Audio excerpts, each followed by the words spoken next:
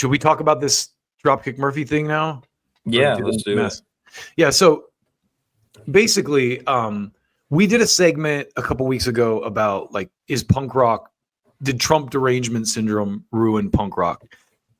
And yes, to frame this too, I don't think it ruined punk rock, because I think bands like Modern Life is War, and that's true. You know, our punk is like punk rock of today. I mean, maybe not even today. Like they're not even new, but like, you know, bands like Vein FM or some of these more underground. There's not a lot of politically driven punk these days, though, and I think that's with good reason. So with this Dropkick Murphys thing, I just wanted to preface this by saying, you know, I was an Obama guy, and I just remember when Obama was president, there was like a definite Obama derangement syndrome where people were like, oh, he wore a tan suit this week. Yeah, and it was just straight racism, some of it too. Some of it was ridiculous. And yeah, because he would do things that were similar to like the Bush era, and a lot of the Republicans were against it. So it was hard not to go like, oh, you guys are just don't like him because he's a black dude. Yeah, you know, and his name is Hussein Obama or whatever. But you know, in retrospect, Obama was just kind of like papering over, you know, the stuff that the previous administration did. When I look back on it, and, you know, you can debate the merits of that. Like Google Obama 90%. You know, it's like that meme that's like, did you know that Obama gave 90% of his wealth to charity? Google Obama 90% to find out, and then it brings up all these articles about how drone strikes killed 90%. I think for a lot of people too, that whole thing with Flint, Michigan was a big turning point where he like pretended to drink the water and shit. Michael Moore, some of those movies like Roger and Me, like Michael Moore's a genius. I mean, I still think Bowling for Columbine and even Sicko, like the movies he did. He did Fahrenheit 9/11, right? Yep. And then Fahrenheit 11/9 about Trump. Okay. But so the point of this is, and this is the only reason I point this out, I have no beef with the Dropkick Murphys. I'm not even like really a huge fan of their music. I've never heard of them. Yeah, so I saw this article recently about, first of all, it was all over the press that they like shouted down some kid with a MAGA hat in the audience, which, you know, I mean, it's like, do you remember when Trump first got elected? There was that kid on the field trip that like yelled at the Indian, like the Indian guy or whatever. There's this whole thing, and they like everyone like doxed this kid in the media, and he ended up winning lawsuits against CNN. I don't remember. No, he was like a little kid, but it's like that kind of vibe where when I saw that, I'm like, dude, okay, did that guy do something, or was he just wearing a MAGA hat and they singled him out to fucking pick on him, you know? Yeah. So I don't know the full story there, but then there was another story after that caught my attention, because I've always been a big Twitter user. I love Twitter, and under Elon Musk, honestly, it's better than it's ever been. There are people on Twitter literally all day calling Elon Musk a Nazi, like posting Photoshop pictures of him on Hitler. Like I mean, it is about as free as it gets. There are tons and tons of like actual real, like just it's the most. Well, and the community notes thing I think is good too, where people can directly check and upvote and downvote real. You know. Well, and I think what's funny too is if you remember the trend of how things kind of went when he bought Twitter back in the day, people made fun of him because he was like, "Oh, I'm going to make people pay for a blue check." You know. Now everyone does it, and now every social media network does that. Now Instagram does it.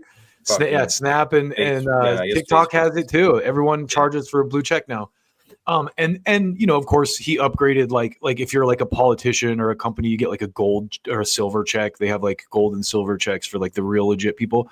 But back in the day before like pre-Elon Twitter, the way that Twitter worked was there were powerful interests that could fucking censor you. During the Bernie era, I was actively involved with the Bernie campaign, and we did a lot of organizing on social media. And I got blocked from Twitter for 2 weeks. I got suspended because I said something about Chris Matthews on MSNBC. Yeah. And they said it was violent, but it was a metaphorical thing. And I went and pointed out several other people, in instances of people doing the same thing. But anyway, that era, it was like the blue checks were like the elitist people, like only actors or like news people, like people that were like, people who are smarter than you. Yeah, people people who paid, who went to Ivy League schools. Yeah, right. Like they controlled the dialogue, and it's not that way anymore. And I think that's one of the main reasons Elon Musk is such a demon now in the mainstream press, because if you like, the dynamic with Twitter is this too, and I saw this early on when Trump used it in 2016 to get elected.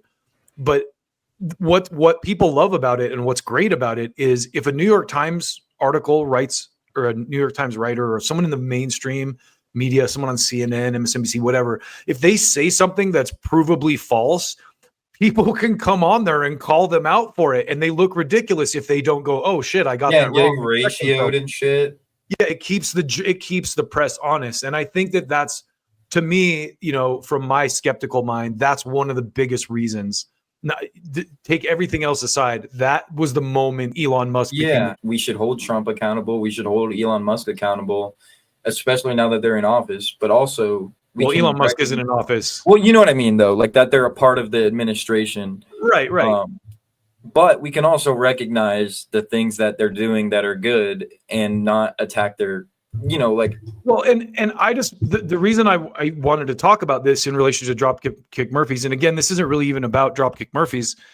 They just kind of brought this to my attention, is the propaganda that is used on people like me, like to like make you think Elon Musk is this demon, and that's why I kind of like brought up all this stuff about the censorship. But so I want to show you this this tweet from, do you know the hacker group Anonymous? Yeah.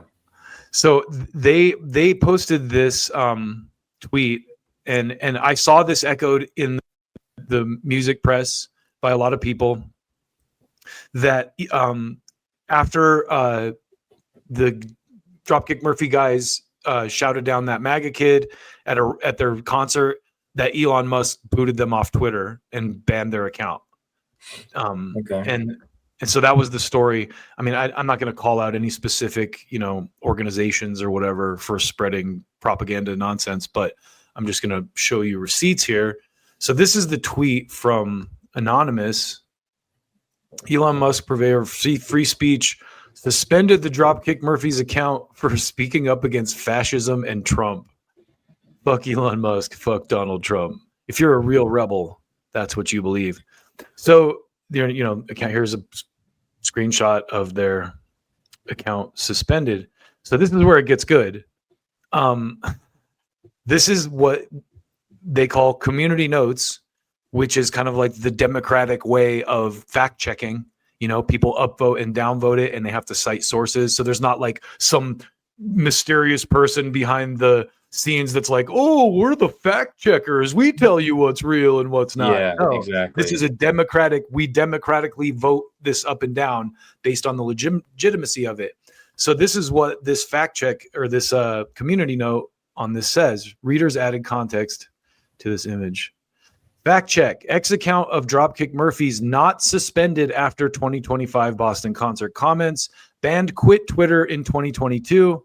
Ken Casey, the band's founder, we quit Twitter in 2022. Someone else took our handle. We filed legal complaint, which is why Dropkick Murphy shows suspended. So the account was suspended because they filed an injunction against someone who was using their name. And they left Twitter because Elon Musk acquired because it. They left Twitter because they're punk rock rebels, and Elon Musk is now the fascist demon. Okay, but gotcha. And say what you want. There's legitimate criticism to be made about Elon Musk, but this is the kind of shit that drives me insane. Well, in my it's like it's supposed to be punk rock to like question things and like be smart and not be like a fucking partisan dickwad and be like, "Oh, vote for the Democrats because they." A lot of the shit it's like it's not really defending or like making a point or shooting down Elon Musk's policies. It's just making fun of his appearance or his character, his personal life. That doesn't matter to what's actually going on, And obviously, like you can debate like whatever. But I think when it comes down to it, like there's a lot of shit that they're doing that people are holding them accountable for, like how they're for ending the Ukraine war, but not the Israel shit. And so they're like, that's the thing I think too. Like there's a lot of there's legitimate criticisms to be made. Yeah. The best example I can give of the hypocrisy of this Trump administration is what they're doing to that guy Mahmoud Khalil, who is a legal, immigrant to the country who is expressing views that their donors dislike.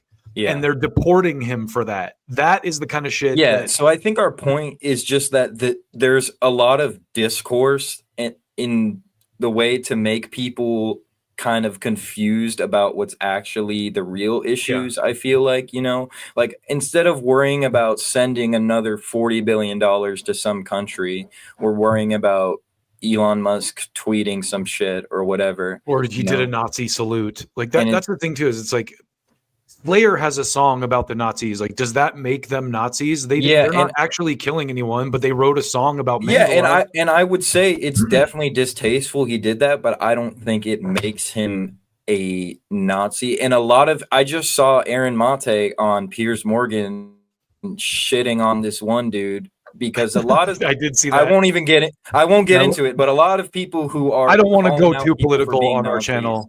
You know what I mean? But there's an intersection between music and politics, a strong one. And I think like all art is political. Like a lot of great art is political. It doesn't all have to be political. There can be good art that's not political. But I think that, everything is political to some degree, and politics affects your life. So I understand, and I appreciate that people are engaged. And my thing is, I can't tolerate fake shit like that. Yeah. Like that is a total falsehood that was being spread around. Like, oh, the brave rebels in Dropkick Murphys got suspended by the evil Satan demon, Elon Musk, who wants to ruin your life. Well, and that's the thing. And it's just my point too to that is that it's another baseless claim, which there's no real reason to do that when you could hold their feet to the fire on things that are actually happening, instead of just attacking and falling for these random traps, And that's been the thing with Trump all along, I think, is it's like people are like, well, he's a rapist, he's this and that. And it's like, dude, you can say the same thing about Bill Clinton, Biden, and all the Democrats. None of that stuff matters.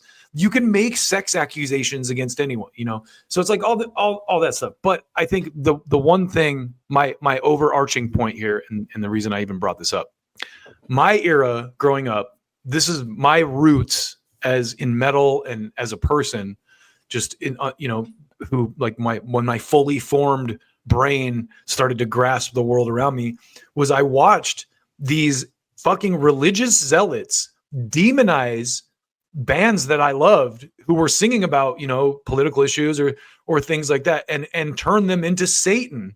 Like, oh, you're the devil, so I'm on the fucking side of the devil. That's my side right now. I'm against that shit, and right now I see that dynamic with like Trump and Elon Musk. It's like they're the devil and they're being painted and in a religious way, like, and almost like there's no deviation from your religious faith that these people are the devil and that's it. Like you don't look into it. Just believe they're the devil and fight against them.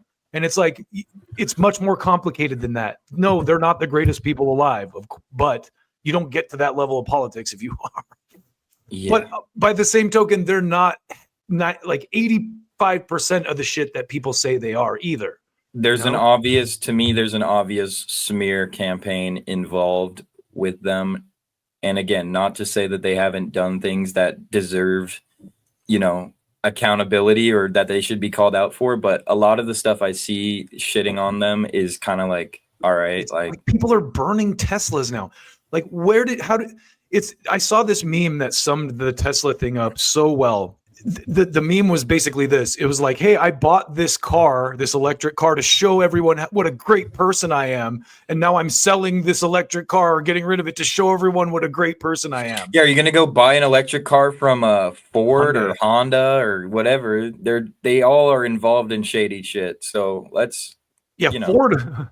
I think Ford supported the Nazis. Yeah, so like the actual Nazis who actually committed a Holocaust. Elon Musk has killed no one, to my knowledge. That's the thing, is it's like you can play that game all you want. You can go down that rabbit hole, but it's gonna. That's the thing with censorship. You can't censor people you hate, because regardless, eventually it's gonna be used. It's gonna come back to you. With the Mahmoud Khalil thing. I mean, this guy, I don't care who knows it. Like, I'm on the side. This guy should not be deported. They're not accusing him of any crime. They're just deporting him because he organized protests against their donors, people that gave them money. That's it's a quid pro quo on their part. They're making an example out of this kid because, and that's, if we don't have free speech, what the fuck do we have? Right. But it's also like, the ACLU defended the Nazis' right to march in a Jewish community in Illinois at one point, because let those people make asses of themselves. It's similar to me a little bit to the Tenacious D thing, whereas it's like, I think they should be able to say what they want at their concert in their show. Yeah. But also don't, like, I don't know if they lied or people are lying, but like, don't pretend to, like, you can just have your point. You don't need to make it something else that it's not. And then a martyr story.